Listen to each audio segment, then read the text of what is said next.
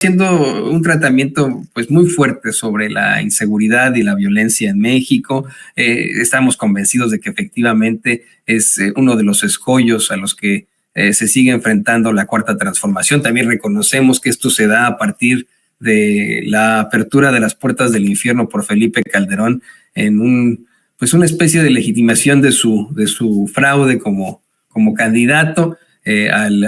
Pues supuestamente declarar la guerra al narcotráfico, algo que se determinó después no era una realidad, más bien era un narcogobierno. Y hoy surge una pregunta que el queridísimo César Gutiérrez Priego hace en La Silla Rota, en su columna: ¿por qué no se acaba la inseguridad? Déjeme darle la bienvenida a este gran amigo de Sin Censura, nuestro gran compañero abogado, especialista en Derecho Penal, Derecho Militar y Seguridad Nacional, César Gutiérrez Priego. ¿Cómo estás, querido César? Bienvenido a Sin Censura. Muy bien, Toño, el placer de estar aquí contigo. Un placer también acá, desde acá. Y efectivamente, yo, mira, lo que siempre planteo es que para conseguir algún tipo de avance en seguridad, tenemos que hablar de un esfuerzo generacional.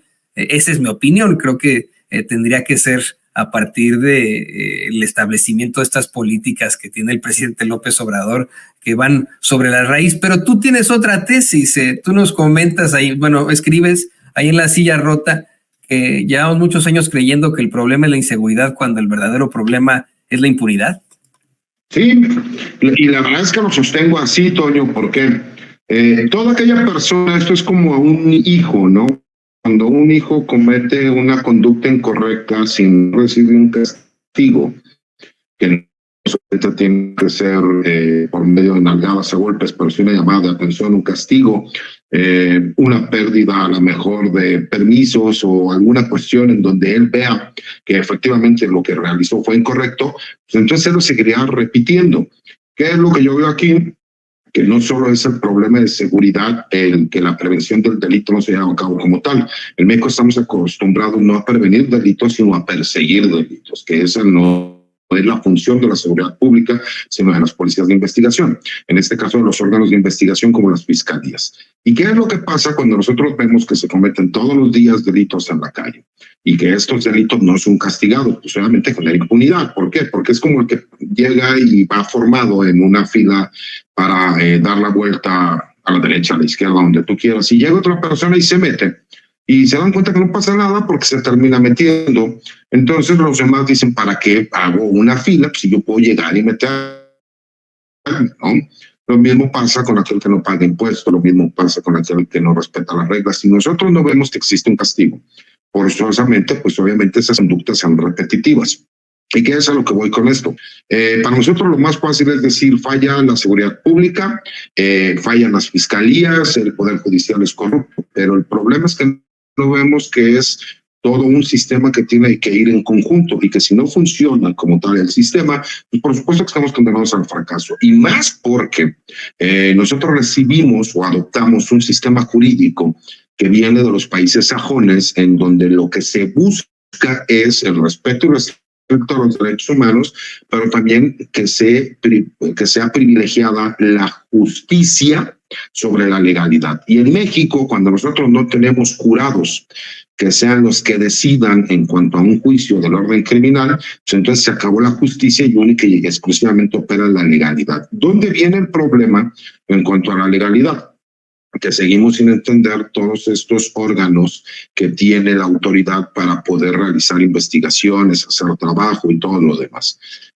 Donde seguimos viendo que las policías no tienen la capacidad para hacerle frente a determinados grupos criminales y que a su vez necesitamos autoridades como la Guardia Nacional, el Ejército o la Marina para que puedan hacerle frente, pero que incluso en nuestro mismo sistema jurídico no viene regulado el hecho de que ellos puedan participar como tal o que muchas de las investigaciones que realizan son ilegales. Entonces, cuando nosotros nos damos cuenta de ese problema, si la delincuencia de cualquier nivel, no solo la organizada, sino el delincuente, incluso el infractor de leyes no es castigado, pues por supuesto que lo que hace es que la sociedad quiera seguirlo repitiendo.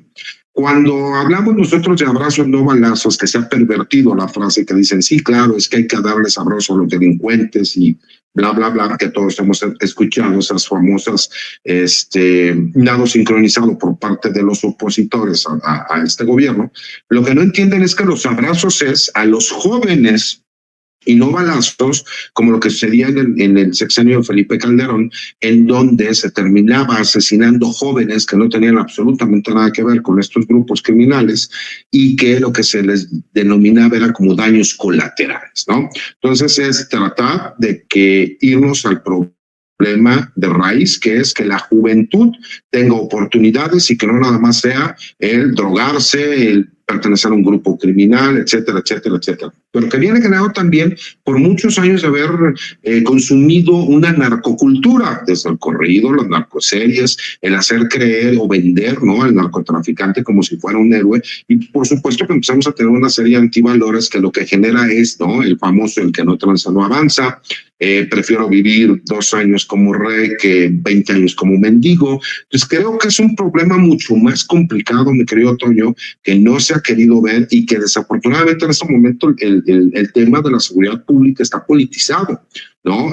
Vimos lo que pasó en el estado de Jalisco, cerca de Michoacán, en donde un cártel de las drogas, como el cártel Jalisco Nueva Generación, utilizó, ¿no?, granadas de tierra para que vehículos del ejército mexicano no pudieran ingresar a ciertas zonas del estado.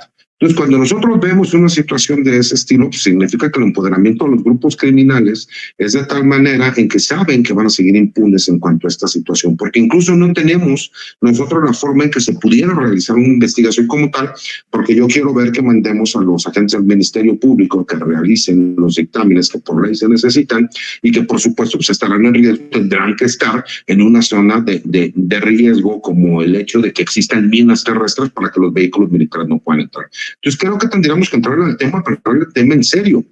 Necesitamos incluso también el que las leyes sean aplicables a la realidad que estamos viviendo. A lo mejor este sistema nos hubiera podido servir para hace 20 años, en donde la violación de los derechos humanos y del debido proceso por parte de las autoridades era el pan de todos los días. El problema es que hoy vemos que los grupos criminales han avanzado de cierta forma en que incluso las autoridades de investigación y procuración de justicia no tienen la capacidad para seguir el ritmo. Entonces creo que es importante y que creo que tendría que ser un tema que estuviera realmente en el punto más importante de la discusión pública. Desafortunadamente en estos momentos que vienen elecciones, pues todo el mundo trata de echar la culpa a los demás y nadie la posibilidad de aceptar cuál es la responsabilidad de cada uno de los niveles y órganos de gobierno.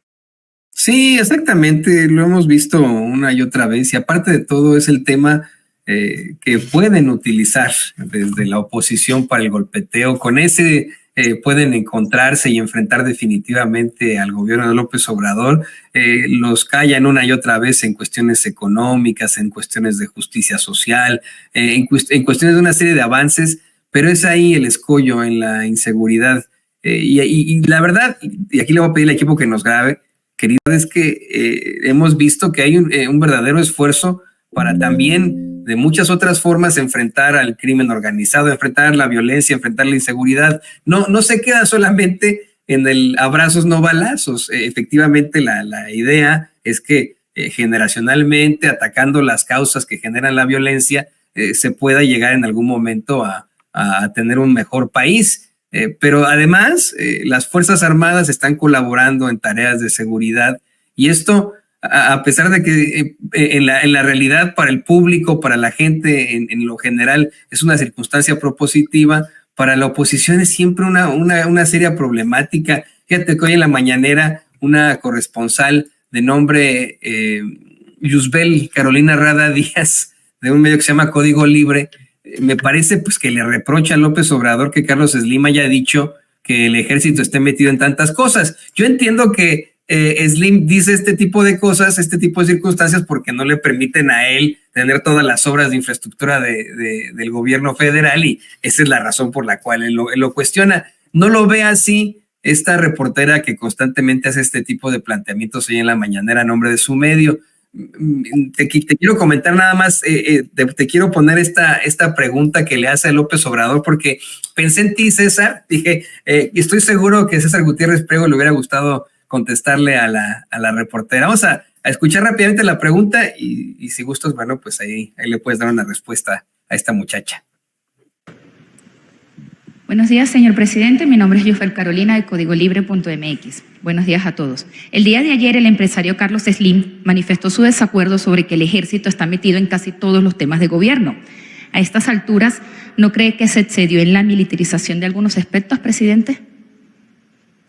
Y bueno, pues ahí el presidente López Obrador dice que no, le explica cuáles son las 5 misiones de las Fuerzas Armadas. ¿Tú qué opinas, querido César? Lo que pasa es que yo opino exactamente lo mismo que el presidente. La ley orgánica del Ejército y Fuerza Aérea Mexicana nos habla de cuáles son las 5 misiones generales del Ejército y la Fuerza Aérea. Y obviamente pues está dentro de las atribuciones legales que tiene el presidente de la República de utilizar a la Fuerza Armada Permanente del Ejército para poder realizar todo este tipo de trabajos de infraestructura. Pero a ver, Toño, hablemos, como yo les decía, de forma seria y de forma directa. La verdad es que a principios y mediados del siglo pasado se utilizaba el ejército, la estructura del ejército y de la Armada de México para realizar todas estas grandes obras de desarrollo. E incluso los militares eran los que estaban encargados, ¿no?, del cuidado de las prisiones a nivel nacional. Por eso hay muchas palabras que se siguen utilizando en los centros de readaptación social, como el ir al rancho, hacer fajín, etcétera, etcétera, etcétera. Se le olvida a la gente, ¿no?, que por eso existe la distinción entre lo que son los ingenieros militares y los ingenieros civiles, porque incluso son los ingenieros militares quienes crean, ¿no?, a este famoso colegio de ingenieros civiles a nivel nacional en el país. Se utilizan términos fuertes, como decir militarización, para que la gente se pueda espantar, cuando la realidad es que la estructura que ya tiene una institución como la Secretaría de la Defensa Nacional, en donde obviamente hay una serie de beneficios que aparte del trabajo y que si no se utilizaban en gobiernos anteriores, es por el hecho de que se hacían negocios con estos empresarios. Y esa es la realidad, porque aparte del empresario, fíjate, y es un grave problema, mi querido Toño, el neoliberalismo viene también junto con los tecnócratas. Todos aquellos tecnócratas que de repente tuvieron espacios importantes en el gobierno, y para que la gente lo pueda entender, el político es a lo mejor aquel que sí va a una elección, el que está conviviendo todos los días con la gente, el que entiende las necesidades que se llevan a cabo todos los días, que a lo mejor inició desde regidor, posteriormente fue diputado, presidente municipal, posteriormente federal, senador, gobernador, y ahí ascendió para ser secretario de Estado y posteriormente candidato a la República y presidente. El tecnócrata es aquel que nunca ha convivido con el pueblo, que se fue a estudiar a una buena universidad, muchos de ellos en el extranjero, y que para cuando llegó al país llegó con nuevas ideas. Sí, ¿cuál es el problema de las nuevas ideas? Yo puedo llegar y tener muchísimas ideas, pero si no conozco el mercado, pues por supuesto que no voy a tener la forma como llevarlo a cabo. Y te voy a poner un ejemplo todavía mejor. Cuando hubo el cambio de sistema jurídico en nuestro país y que se instauraron los juicios orales, yo pensé que yo iba a tener una gran ventaja sobre muchos de mis colegas, porque yo ya litigaba en el foro militar, en donde los consejos de guerra son orales, donde se tiene que llevar a cabo de forma oral, y era lo más novedoso, por así decirlo, en algún momento en lo que eran los juicios orales en México. Y posteriormente me fui a Chile para prepararme, porque posteriormente es uno de los mejores sistemas jurídicos y de las mejores escuelas que existen para poderlo llevar a cabo. ¿Qué pasó cuando llegué a México? Pues la verdad, mi querido Toño, la primera vez que yo fui a una audiencia de juicio oral, pues se hace cuenta que parecía Cantinflas. ¿Por qué? Porque en México lo hicimos a la mexicana. Nosotros sí adoptamos un sistema, pero le pusimos ciertas características en cuanto a nuestro propio sistema. Y me di cuenta que todo lo que había estudiado, pues quedó en el anecdotario y en la egoteca, a lo mejor por acordarlo aquí en la oficina, pero que teníamos que entender cuál es la problemática. ¿Qué pasa exactamente aquí en México? Lo mismo. Cuando nosotros hemos utilizado las Fuerzas Armadas en nuestro país, y por una cuestión incluso mucho más sencilla, el comandante supremo, que es el presidente de la República, ¿no?, y que ya lo he explicado en muchas ocasiones, es el comandante supremo de las Fuerzas Armadas. Y obviamente existe el alto mando militar, ¿no?, que en este caso sería el secretario de Defensa, la plana mayor, etcétera, etcétera, etcétera. De acuerdo a las circunstancias esto se le da al presidente, pues llega y les dice, vamos a hacer este proyecto, necesito que me hagan un presupuesto, la forma como que se va a trabajar, los tiempos en donde tienen que entregar. Y ellos llegan, un trabajo, lo analizan, lo checan, lo ven y dicen, perfecto, señor presidente, nosotros vamos a entregar en tanto tiempo y de acuerdo a las cotizaciones que tenemos en este momento, se compran todos los materiales, sería este el costo. Y nosotros nos podemos dar cuenta cómo las grandes ventajas que existen en cuanto a la disciplina, trabajo que tienen las Fuerzas Armadas, beneficia, pero además también porque existe un hecho real. Por ejemplo, los elementos del Ejército, de la Marina o de la Fuerza Aérea no se van a estar realizando huelgas para no ponerse a trabajar, no van a ir a decirle a los mandos militares que ellos no están de acuerdo en trabajar sábados y domingos, que ellos no quieren a lo mejor trabajar en donde esté el sol, donde un sinnúmero de situaciones que a lo mejor por medio de contratistas civiles se llevaría a cabo. ¿Qué fue lo que pasó con los contratistas civiles? Creo que todos lo hemos escuchado, ¿no? El famoso diezmo.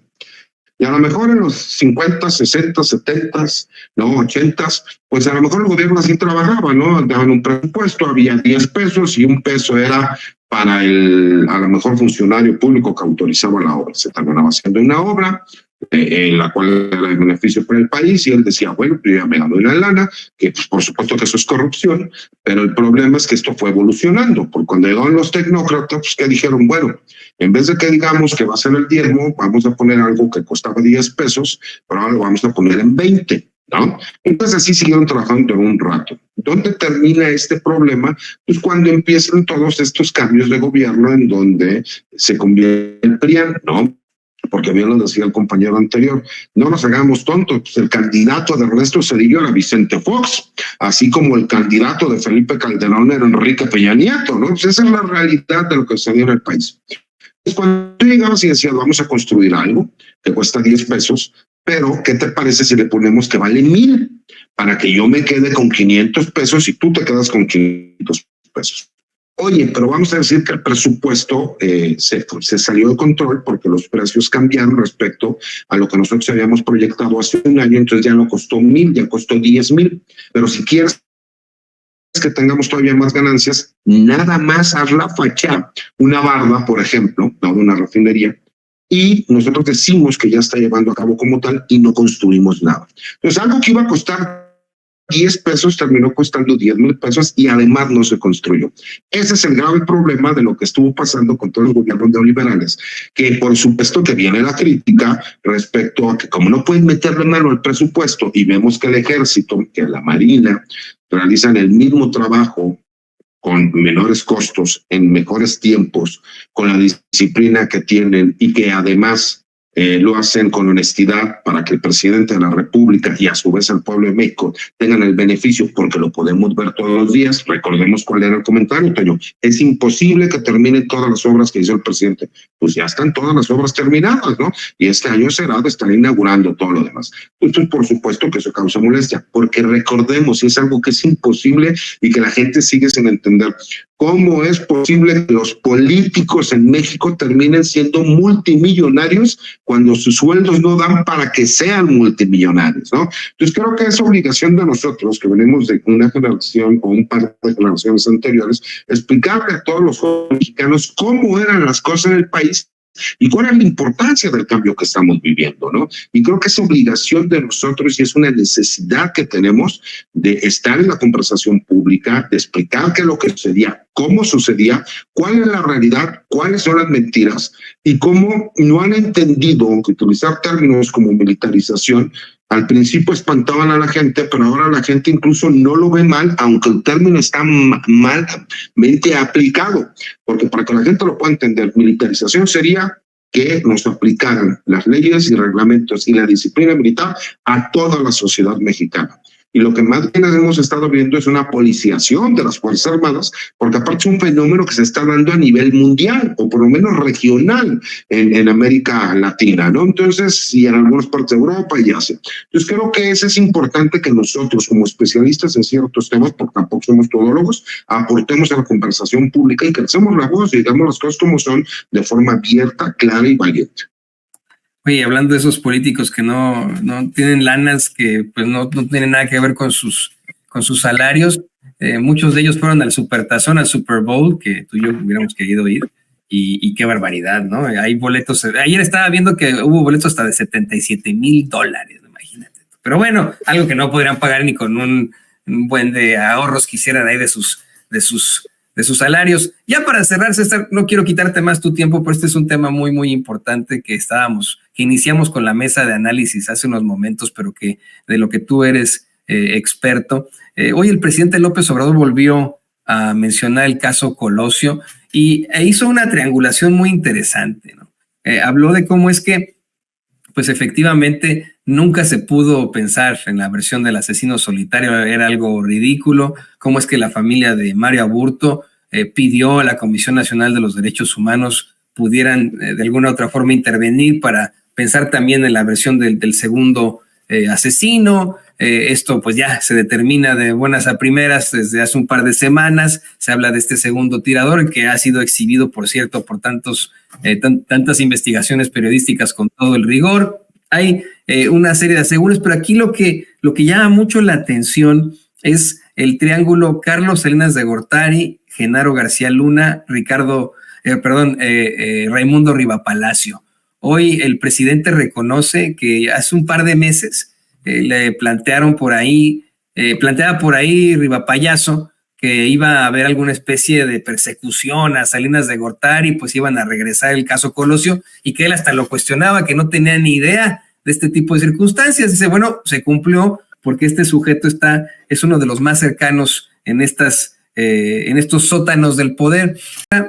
Una y otra vez, el queridísimo Francisco Paco Cruz, con quien nos estaremos enlazando en unos momentos más, nos ha señalado cómo es que siempre se ha considerado a Raimundo Rivapalacio como el vocero de Genaro García Luna, y además es el hombre que en su momento fue el director de la extinta Notimex, pero en el sexenio de Carlos Salinas de Gortari. ¿Qué opinas de todo esto, querido César? Mira, a mí me gusta hablar de los temas que yo conozco y que puedo comprobar. La verdad es que lo que yo te puedo decir es que Raimundo Rivapalacio siempre ha estado cerca del poder. Eso lo tenemos más que obvio, lo tenemos reconocido. Obviamente se sabe que era el hombre fuerte en los medios de Salinas de Gortari, que perdió algo de poder con Herón Zedillo, pero todos sabemos también que con Fox se recuperó ese poder y que con Felipe Calderón, bueno, no se diga, que por supuesto que él era el que le hacía las relaciones públicas a Genaro García Luna. Eso es, todos lo conocemos, pero todavía voy más allá. De lo que sí puedo hablar, de lo que sí tengo conocimiento, es que él iba desayunado a la Quinta Galeana. Para que la gente sepa qué es la Quinta Galeana, así como antes existían Los Pinos, que era donde el presidente de la República vivía por ley, la Quinta Galeana es donde el general secretario de la Defensa tiene la casa oficial, en donde quien es secretario de la Defensa vive ahí durante el sexenio que a él le corresponde ser el secretario de la Defensa Nacional. Y él iba cotidianamente a desayunar, ¿no?, a la Quinta Galeana. Y bueno, se comentan muchas cosas que sucedían en esa famosa Quinta Galeana, ¿no?, que incluso por ahí se le vio salir muchas veces con maletines. No sé qué pudiesen llevar esos maletines, pudiese inferir o creer que a lo mejor había cuestiones de carácter económico, pero no lo puedo probar. De acuerdo a los comentarios que me dicen la misma gente del gremio, pues me dicen que realmente se le consentía y se le apapachaba, pero es algo que desafortunadamente no puedo comprobar, pero sí por lo menos en cuanto a los comentarios se sabe. Y curiosamente él siempre supo cómo vender esa parte, porque si tú te das cuenta, mi querido Toño, él es de los que de repente llega, avienta y dice que como rumor, que le comentan, que le dicen, porque ya ves que llegó un momento en que dicen que ya, o sea, él mismo publica, dice que ya no importa la verdad, ¿no? Dices, cabrón, o sea, ya no importa la verdad, lo que importa es lo que él pueda inferir o lo que él pueda creer. Y queda completamente claro que él le hizo un traje a la medida con los medios de comunicación a Genaro García Luna. Tal vez así que, bueno, su nombre como tal no se mencionó en el juicio, pero sí los lugares en donde él estuvo. Entonces, cuando tú ves que una persona que está tan ligada al poder ahora quiere llegar y poner ciertos temas en la palestra, pues obviamente que no es una coincidencia, mi querido Toño. Yo sigo pensando que muchos de los ataques que han llegado al presidente de la República, también vienen por parte de gente muy allegada a Ernesto Zedillo. ¿Y por qué lo digo independientemente de la animadversión que yo tengo en contra de Zedillo? Porque recordemos que días antes de que iniciara todo esto de narcopresidente, hubo un ataque muy fuerte y que se parecería que fue auspiciado por parte de la misma presidencia de la República en contra de Ernesto Zedillo cuando venía a México. Y curiosamente, días después, vemos que viene todo este nado sincronizado para decir narcopresidente. Para mí lo que se me hace todavía más increíble, mi querido Toño, es yo que viví en carne propia el hecho, y lo he dicho públicamente siempre, de que mi padre, siendo ser antidrogas de México, realizaron investigaciones donde familiares directos como su suegro y sus cuñados de Ernesto Zedillo Ponce de León, que era presidente de la República en aquel entonces, tienen una relación ligada y de negocios directa, ¿no? Con los narcotraficantes Amezcua Contreras, que eran los líderes del cártel de Colima, ¿no? Lo que eran las anfetaminas en aquel entonces, para que la gente lo pueda entender, los abuelitos, ¿no? De lo que ahora vemos son todas estas drogas sintéticas y que ahora esa misma estructura forma parte de lo que es el cártel Jalisco Nueva Generación, y que a mi padre le costó ser destituido, meterlo en la cárcel, que a mí me torturaran, que a mi familia la torturaran, que asesinaran un sinnúmero de personas, que los pocos periodistas que se atrevieron a sacar alguna nota tuvieron que salir del país huyendo, y que ahora cualquier persona con una ligereza pueden decir que una investigación que ni siquiera, que está cerrada, que nunca hubo elementos para poderla continuar, decir que hay un narcopresidente. Dices, Dios mío, no lo puedo creer, y que todavía hablen de censura. Entonces te das cuenta cómo estos poderes fácticos, ¿no? que siguen siendo muchos de estos periodistas de los medios de comunicación, pues te das cuenta que están siempre viendo cuál es la forma en que ellos pueden inferir en cuanto a la opinión de la gente. Pero también entendiendo que el mexicano cada vez está mucho más despierto. ¿Por qué? Pues porque existen medios de comunicación como este, Toño, en donde la gente puede darse cuenta que es real y que no es real. Y que pues, podemos ver cómo ese nado sincronizado pues, no solo no es una coincidencia. ¿Por qué hacerlo ahorita? ¿Por qué hacerlo en este momento? ¿Por qué hacerlo de la forma en cómo se realizó? Cuando nosotros, pues obviamente, digo, mayor prueba del hecho de que el encargado de seguridad durante todo el sexenio de Felipe Calderón, y que además manejaba y creó la Agencia Federal de Investigaciones en el sexenio de Fox, y que además tuvo todo el poder para hacer todo lo que quisiera y todos los negocios que quisiera con Enrique Peña Nieto, que se encuentra ya declarado culpable por una corte y un jurado en los Estados Unidos que nada más está esperando sentencia, y quieran salir a decir, no, es que el presidente de la República es un narcopresidente. Dice, tengan tantita madre, por el amor de Dios. Y el problema es que vemos estos perversos que hacen este tipo de estrategias periodísticas en donde el que sale a explicar o a desmentir ya va perdiendo, ¿no? Entonces hay que tener mucho cuidado porque cada vez incluso vamos a ver mucho mayor perversión de estos personajes, porque además son personajes que tienen el poder económico para poder comprar muchas voluntades, y como tienen a estos conocidos tanto del medio político como también de los grupos criminales, entonces los convierte todavía en seres omnipotentes peligrosos que son capaces de vender su pluma si el gobierno federal llegara y les dijera, bueno, ya, espérate, ¿qué es lo que quieres? ¿Por qué? Porque son mercenarios, ¿no? Y quieren vender una verdad, aunque no exista, porque él mismo ya lo dijo, la verdad no importa, lo importante es la percepción. Ah, cabrón. No, y ahora que está muy de moda el mencionar esto de la gran mentira, hay que también plantear que en todo caso, bueno, es parte de una teoría completa que no desarrolló Goebbels. Goebbels hizo simple y sencillamente una serie de principios infames para su propaganda, entre el que está no solamente el de la gran mentira, de mentir hasta que convencer al público, sino el principio de la transposición, es el tercer principio de la propaganda nazi, cargar sobre el adversario los propios errores o defectos, respondiendo el ataque con el ataque, ¿no? Es de lo más infame, ¿no? Es acusar a tu adversario de lo que tú estás haciendo, y es en lo que incurre constantemente el comandante Borola. Así que, bueno, él y todos los panistas, los priistas, y bueno, pues creo que la gente en esto ya se da cuenta, como bien mencionas, gracias a que tenemos estas voces aquí en Sin Censura, voces como tú, querido César, y bueno, pues yo te quiero agradecer por esta aportación tan importante aquí a Sin Censura, y te pido también que nos compartas tus redes sociales para que la gente se ponga en contacto contigo. Claro que sí, Toño. Mira, mi cuenta de X, anteriormente Twitter, es @CésarGutiPrim. Escribo todos los martes una columna de opinión en La Silla Rota para que pasen a leerla. Hago los jueves una videocolumna para el blog de Información Militar y Seguridad Nacional Campo Marte.